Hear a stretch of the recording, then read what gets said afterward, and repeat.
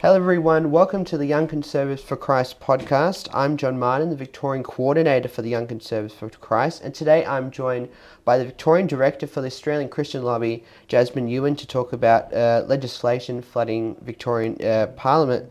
Jacinta Allen is continuing Daniel Andrews' legacy and is bringing forth lots of legislation, and we're going to talk about the Anti-Vilification Legislation that was introduced before the end of last year, the Rainbow Toolkit that was being rolled out across libraries across the state, and the infighting that has defined and now reshaped the Liberal Party. Jasmine Yuen, welcome to the podcast. Thank you so much, John, for having me here, and nice to meet your audience. Yeah. So first, let's look at the anti-vilification legislation. It was tabled towards the end of last year in the Victorian Parliament. Now, the purpose of the bill, as they've said, is to stop hate speech, but it seems to do a lot more than that. And I watched your video on Instagram talking about it, and you identified a few problems with the bill. And I'll read a section of the legislation and we'll comment about it. Yep. So on page 18, it says, an objective assessment is required to determine whether the conduct would be reasonably likely to be considered hateful or seriously contemptuous of or reviling of, severely ridiculing the other person or groups of persons. The objective analysis should be performed from the perspective of a hypothetical reasonable person that has the same protected attribute in respect of which the contravention is claimed to have occurred. What's the problem with that? Well, the problem is that, of course, it's very subjective, and the whole law is already very subjective, and the problem with that is also with the legal test being so low, anything could happen. I always think that it is like a weapon given to anyone with a protected attribute to go against their opponents, or even for them to go against each other. So it could create a war in a way. And having that bit that you mentioned just now, and having someone that belong to a certain group, which is certain protected attribute, and to be the witness or testify against someone which is not belonging to that group, and at the same time being accused of vilifying someone, I think there is a great danger. There is always bias. With that, as I mentioned, it could be a weapon. So it just put anyone at risk of being vilified or of being accused of vilifying someone. And at the same time, anything could go against them. Right. And then related to that, in the definition of gender identity in the bill, it captures all forms of gender-related identity, including cisgender, transgender, non-binary, and other expressions of gender, including drag performers. And that's a big problem for Christian ministers if they're going to talk about gender whenever it comes up in their sermons. They're going to have a problem with someone who's offended by that. Yes, definitely. Therefore, I say, churches now is really at risk, is already at risk with the law that was passed some time ago that is called the Religious Exception Law. Basically, all churches or even Christian school have been restricted from who they can employ. And now, with this anti-vilification law, whatever the preachers preach on the pulpit could be at risk as well, because you don't know who is actually in the pew, who is listening to it. Who knows, there is someone with a certain protected attribute and thinks that this part of the sermon offends me. And then it could get into trouble. And you mentioned also one of the protected group is the drag performance based on their gender identity. Now, I would say this will jeopardize parental rights as well. Just imagine a parent want to complain that a drag queen story time is not appropriate for the child, whether it's at school or in the library. And it's not against that drag performance. It's protesting against that event because it's putting the child in not a very good. It's not education. It's indoctrination. So if parents want to complain about that, and if people take offense of that, or that drag performance take offense of that, these parents could be accused of vilifying that drag performance. So it's just put everything in a very complicated and risky position. Yeah, it's definitely lowered the threshold, way lower, and it doesn't affect just people in the public, it just affects anyone, anywhere, and it can happen at any time. And yeah, as we were saying, the bill is very subjective. Freedom for Faith, they summarised it like this. They said the bill does not define what conduct is hateful, does not answer the difficult question of how to distinguish when conduct is offensive or insulting or just disagreement, or when it is hateful or serious contemptuous. And that's another problem with this bill is we've got the low threshold, we've got the subjectivism. It's really up to a lot of legal judges. It depends which judge you go before. Yeah, I pick up this really interesting point. So the Allen government put it as Anti-Vilification and Social Cohesion Bill. Now, in a way, they say that they want to protect someone and stop hate speech. At the same time, they also say that they want to maintain social cohesion. But it's actually contradictory when you look at the two things. It's because this anti-vilification law is so low in threshold and so subjective, actually it will fracture the social cohesion. As I mentioned, or you mentioned just now, it's actually encourage warfare. It's encourage vengeance. How could a government encourage vengeance and lawfare in the society? And it wouldn't be able to maintain social cohesion. It's actually making things worse. Yeah, that's right. And you're doing a campaign about that. Do you want to just tell us what we can do to stand up against this? Yes, so we have an email campaign that everybody can get onto. That campaign actually give you a tool to email your MPs, local MPs, Premier Jacinta Allen, as well as the AG, Shadow AG as well, as well as the opposition leader. So all the key parliamentarians there. Now, we know that the parliament will resume in February. We will anticipate the debate will come anytime. So from now until the debate, it will be very important for us to email our MPs as soon as possible. Yeah. And we'll have links for all of everything as Jasmine's talked about in the descriptions, so you can have your say. And now we'll talk about the Rainbow Toolkit. That was, did that come in effect about the middle of last year? I can't remember, maybe a little bit later than a little bit later. Yeah. Yeah, okay. And I'll just read a bit that Sky News article said about it, so we've got some context about it.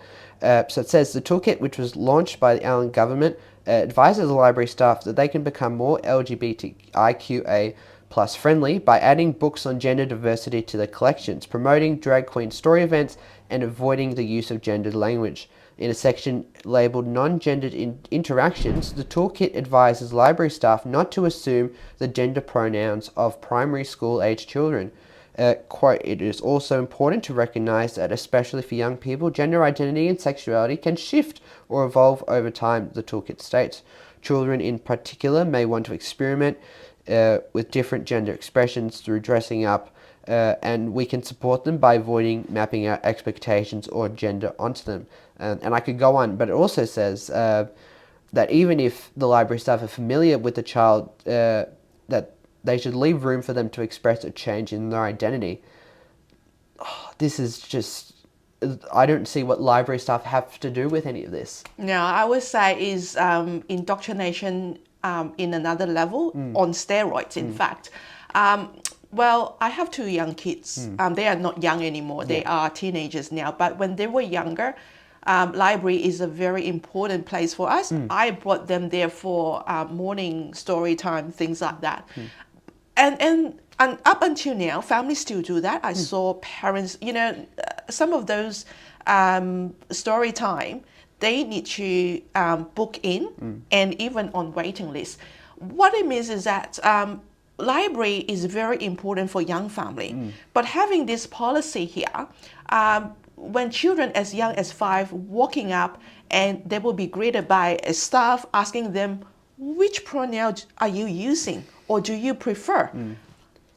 It will send a shock on this child because what do you mean? Yeah. I'm a girl, of course it's she. Yeah. I'm a he, of course it's a he. they are confusing kids unnecessarily. Yeah. So I think, we have enough indoctrination at school. Yeah. Library is another level, but on both setting, we just need to stop it. And it's really good. Recently, Peter Dutton, he has mentioned that, school is for education and not for indoctrination. Yeah. I'm looking forward, to have this kind of good politicians having common sense, to govern our nation. That's definitely right. Do we know how the Victorian Liberals have responded to this bill? Yes. So we mounted a campaign around that time, and I personally reached out to many of them. And so a few of them actually spoke out, including Joe McCracken and also Beth McCarter and a couple more as well. I can't remember. But, one good thing coming out from there is that one of the Liberal MPs is actually the Shadow Minister for Equality, James Newbury. So he actually came out and said, if the Liberal form government in 2026, they are going to scrap the whole policy. Wow, that's good. But of course, we still have 2 years to go. That's right, yeah. And so last year, Beth McCarter actually had a paper petition.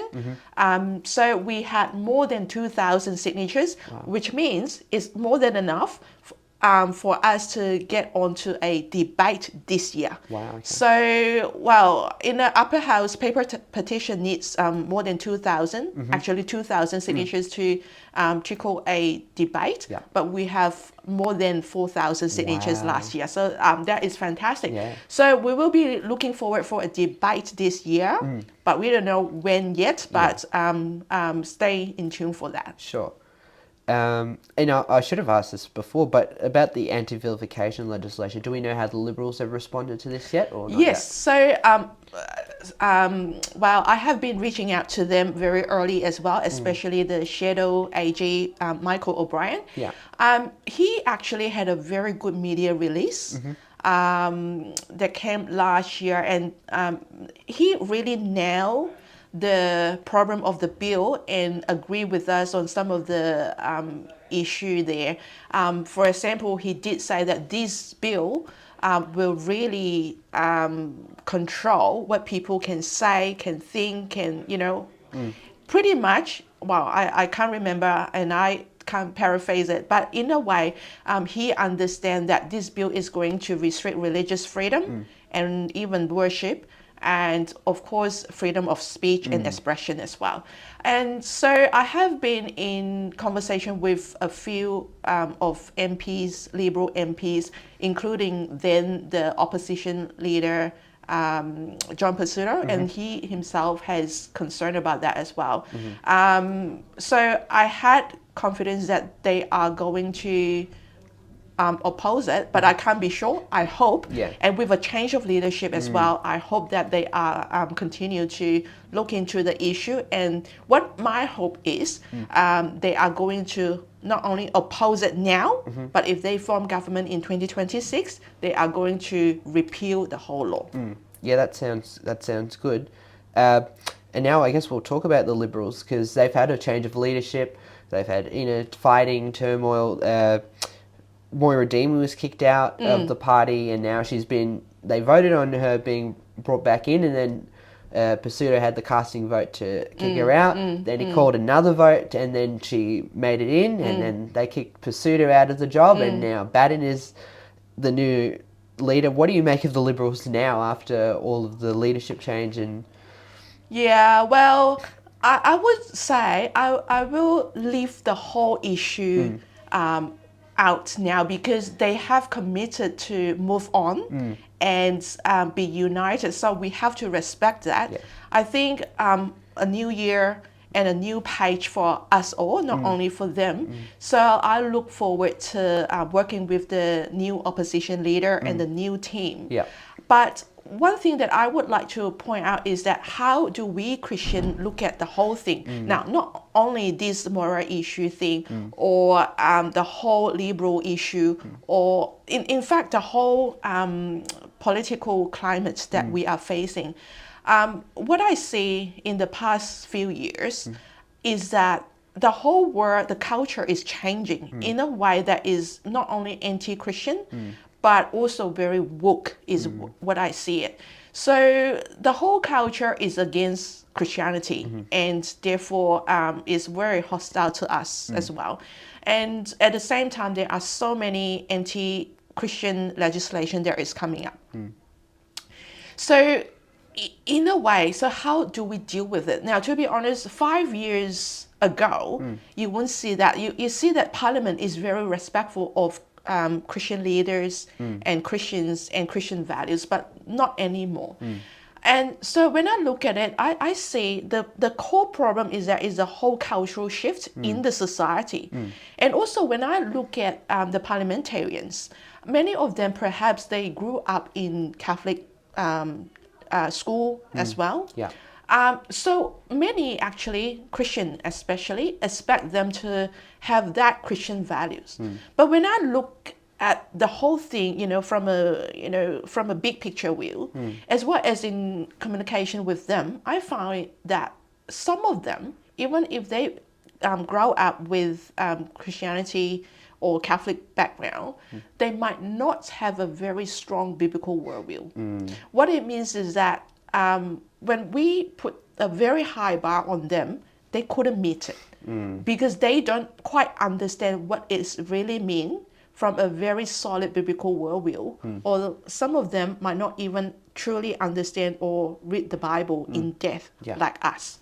So in that case, when it comes to certain issues, legislation, they tend to embrace the whole thing according to the culture of the day. So from there, what I understand is that we need to treat them as perhaps non-Christian, even if they come from a Catholic school background or Christian school background, because they don't understand. And so in the past 2 years, I adopt this approach, or maybe not adopt, but I think God had led me to it, that is using a Christ-like approach and also a missiological approach. Yeah. What it means is that when I go in, I hope that they will understand the issues that we're concerned about based on our values. But if they don't, I don't attack them. I don't, draw the line and abandon them. Yeah. But I help them to understand the issues based on our perspective and the biblical perspective, but with respect. Yeah. And what I always think is that, how would Jesus treat them? How Jesus treat them is how we need to treat them. Yeah. And I just learned that what Jesus has been accused of in the during his time is that he is dining with sinners.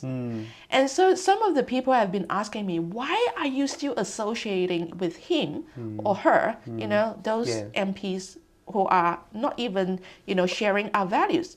And I think that Jesus, when he was being accused of dining with sinners, he just go along. And in fact, he said, it's the sick who needs doctor. Yeah. And therefore, if those MPs who don't understand what we're concerned about, we will need to invest more time on them so that they understand. So this is my approach. So in looking back, the whole thing, I think Christians ourselves need to really think, how do we navigate all the political stuff moving forward in a anti-Christian or post-Christian culture? And this is very important. But what my approach is always have to be Christ-like. Yeah, that's good. So as we start to close, just on that note, how should we best support politicians that we're trying to talk to and tell them how we feel about issues?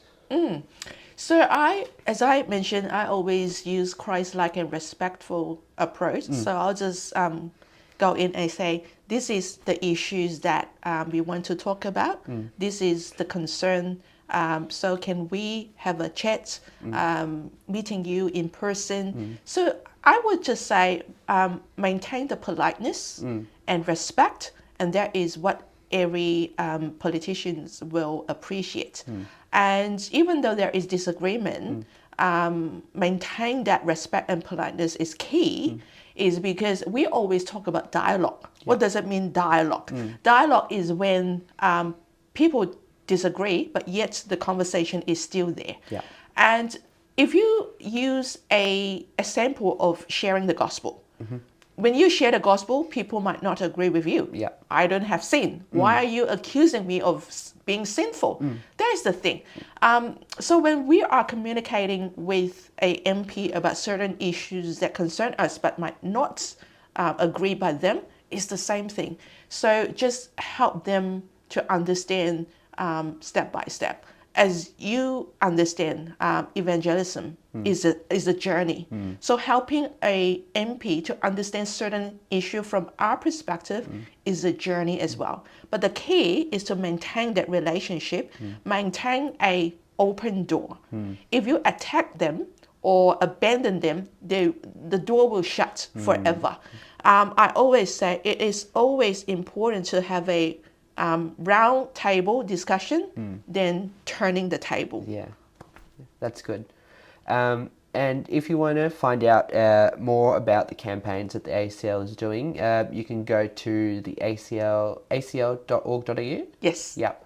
And you've got social media pages, and I'll put some of those into the description. Yep. Jasmine, thanks for coming on the podcast today. Thank you, John. It's really appreciate this time. And if you want to find out more about the Young Conservatives for Christ, you can go to youngconservativesforchrist.com.